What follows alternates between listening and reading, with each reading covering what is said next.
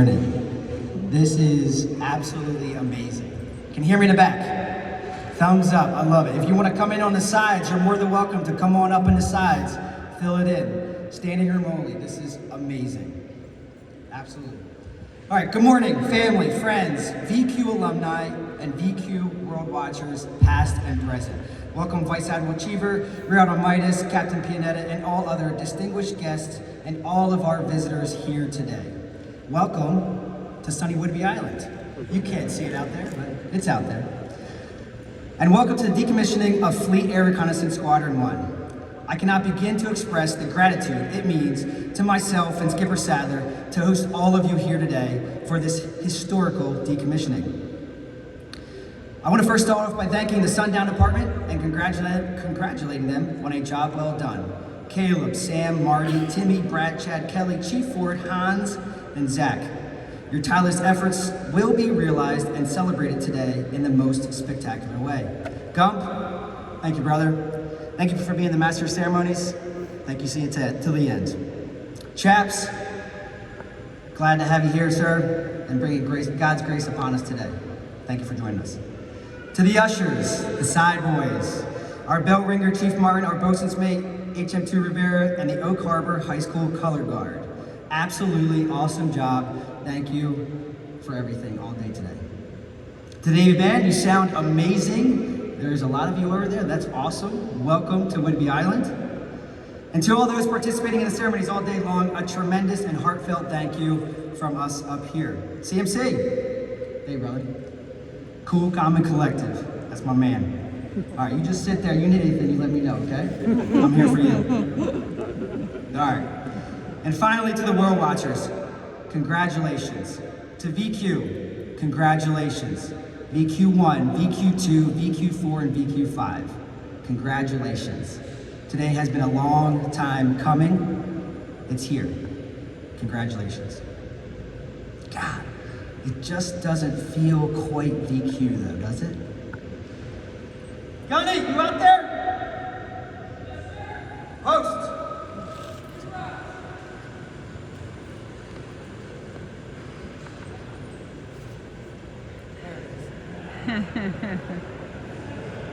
Yes.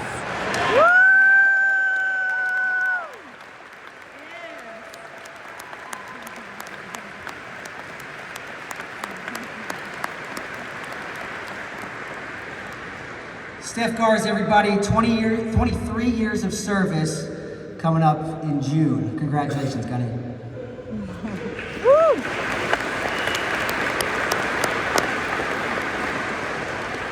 All right, let's roll. Last year, at our very last change of command, Skipper Jeffrey Walker gave us insight into the storied history of electronic countermeasures and the origins of VQ. A bit of it goes as follows. The birth of VQ took place over the Pacific waters of World War II, and when the US and her allies began losing an alarming number of patrol planes and lives due to the Japanese ability to track and target us using a new technology called radar. Sir Winston Churchill admitted, "I don't understand it, but we have to do something about it." And he called this part of the war, the Wizard War. Well, we did. In September 1942, one chief warrant officer, whose name happened to be Churchill, and 5 enlisted operators were given a 2-week crash course, handed a prototype receiver from the National Research Lab, and dropped off in the Pacific Theater with the orders, "See what you can do." Well, they did. Armed with no aircraft or money, besides their own paychecks, they would hitchhike with any squadron willing to give them a ride. With the help of a few metalsmiths from VP-54, they made their own antennas and attached them to the outside of the old PBY-5 Catalina. After nearly a year of trial and error, Churchill and his band of operators finally located their first Japanese radar site. A few days later, the enemy site was photographed and subsequently bombed. Changed the face of the war. This began a long legacy that would officially become known as VQ. And here we are, approximately 70 years later, celebrating VQ. The lineage of VQ-1's World Watchers can be traced back to 2 PBY-5 Alpha Catalina Black Cats, modified for an electronic reconnaissance during World War II. The unit formally established as the Special Electronic Search Project at NES Sangley Point in October 1951. And on June 1st, 1955, the Electronic Countermeasures Squadron 1 at Iwakuni, Japan, became the first squadron dedicated to electronic warfare. Commanded by Commander Eugene R. Hall, his newly minted squadron would boast a whopping 4 P-4 Mike 1 Quebec Mercator aircraft within its stable, and thus VQ-1. Today, as I stand humbly in front of the great men and women of VQ and VQ-1, I want to highlight the uniqueness of what we do. Now you can go and search the internet for Fleet Air Reconnaissance Squadron 1, and it'll offer you a wealth of information about our history. History such as the varied aircraft we've flown and operated before we eventually landed with the EP-3. It'll show you the different locations, countries, and airfields we've operated from, young class ones, of course. And sure, the Google machines will give you a list of operations and wars we've participated in. Again, the young class ones. It might even briefly mention the VQ mission, aerial reconnaissance and signals intelligence. But every person in this room today knows that's just the tip of the iceberg. A mission so unique in the aviation and NPRF communities, they'll try and divide it between 2 aircraft. We'll see how it goes. So besides pages and pages of historical VQ reading material, oddly enough, what doesn't get spoken about enough is the World Watcher. The sailor, the maintainer, the PMA rep, the NATEC rep, our amazing travel team, the VQ-1 chief, and the World Watcher warder. So in all this VQ history found on the internet, there are 2 important aspects of VQ that is under-discussed: the mission and the World Watcher. Let me give you a brief insight into both. Let's start with the mission. I heard this quote the other day and it rings so true for us. We don't train, we operate. That's something truly unique to VQ. Let me explain. Every training evolution we conduct during our home cycle, we execute on every single detachment. Every qualification a crew earns on workups is something we execute on every det around the globe under real-world conditions. We don't chase quals. We don't just turn red boxes green. No, our quals are met every time we take off and every time we execute a mission. Our mission just doesn't stop in times of peace. It's called upon in times of war and peace. And VQ has always executed. This is what sets us apart from others in the naval aviation world. We will deliver every piece of intelligence humanly possible to ensure Blue Force survivability. And that there is mission success. Doesn't matter who calls us, doesn't matter where we are. Every time we head out, whether it's training or it's a real-world operation, we only operate. And there's no other platform, no other collection entity, no other team that can or will do what VQ-1 has done. Now let's pivot to the other historical gap. The World Watcher, the silent warrior, the dedicated tactician, the front-enders, the middle tubers, the back-enders, the Clay Connors, the Rob Paulies, the Stephanies, the Lees, the Ricks, STI, and the decades of experience not only on the aircraft, but also in the Navy.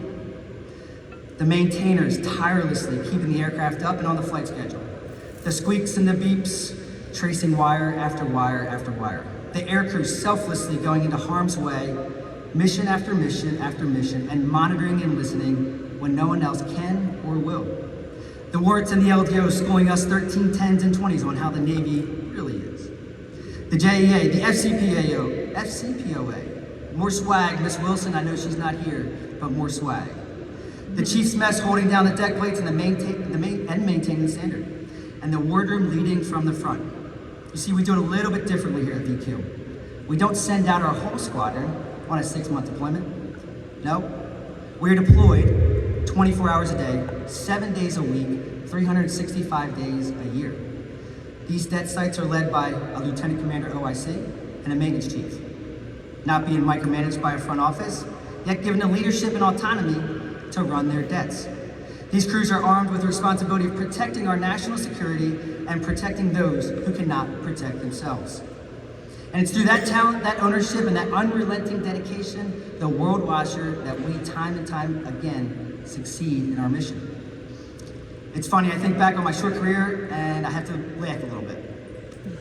I started out this journey as a VP-10 JO, no booze. I know. After that, I went to VB30 that did a little bit of time on the USS Truman underway.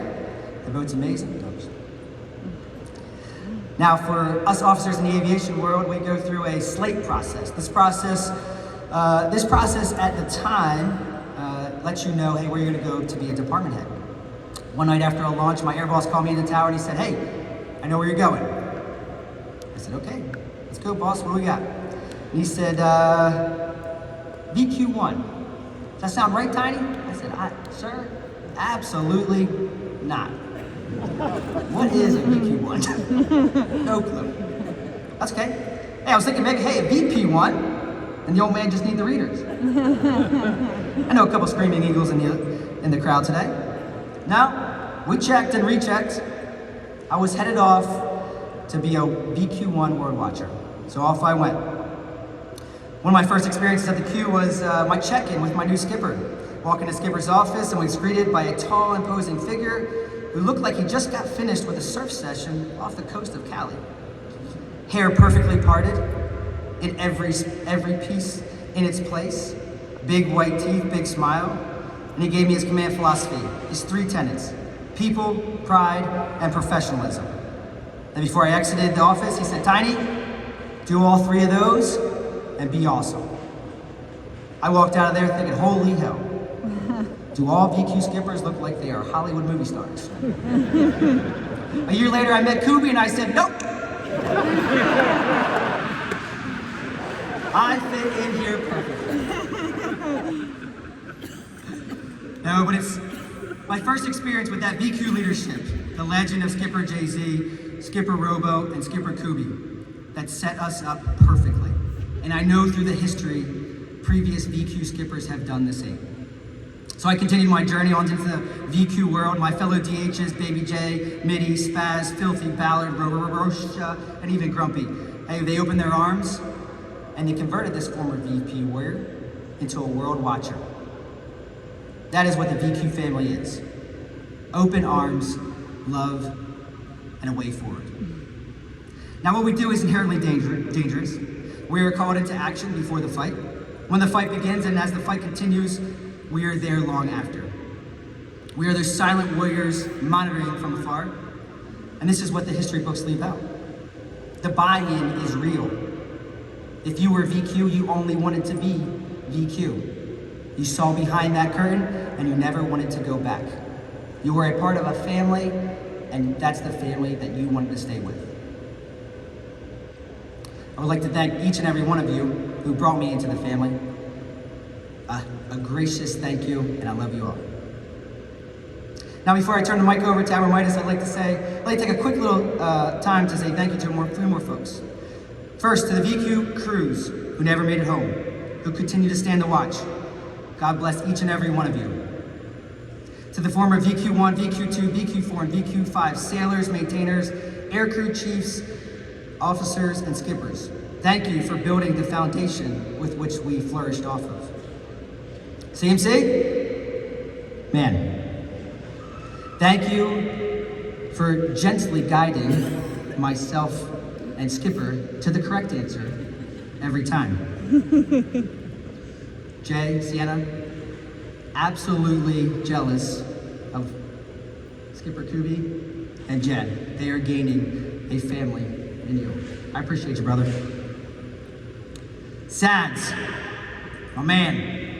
I promised him 2 things. I promised him 2 things before I got here. I said, hey, I'm gonna support you to the max extent possible, 100%. I'll give it to you every single day. And if I'm not doing it, you call me out on it. I think I did that. I think I got there. I said he was gonna have all his hair. I promised you, it's all there. I love you, brother. It's been truly an adventure, and I am so glad that I got to be a part of this experience. Thank you so much. Katie, James, Mary, thank you for bringing us into your family. You are an amazing family, and I know the world is your oyster, and I wish you the best of luck. We love you.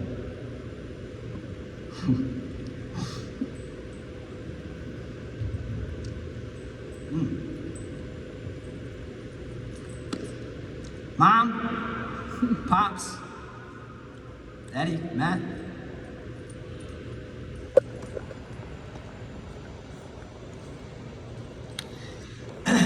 humble beginnings at 13 Rambo to kicking the absolute crap out of each other on the side of the house, playing soccer, hockey, whatever it was. Thank you. You have laid the foundation for me, and you are truly my mentors and my teachers. And I wouldn't be here without each and every one of you. Love you. Woo! Nobody's watching, right? Okay. Candace, Kaylee, Ella, Landon, Mackenzie May. God, the adventures that we have been a part of. Don't cry. I want to thank you. Thank you. Everybody in this room knows how hard it is on your family to move from duty station to duty station, from country to country, to have to leave your loved ones behind. And you truly are the rocks of our family. Thank you so much for being a part of this. Thank you so much for the dedication. Thank you so much for the support. You all mean the world to me. I love you. All right.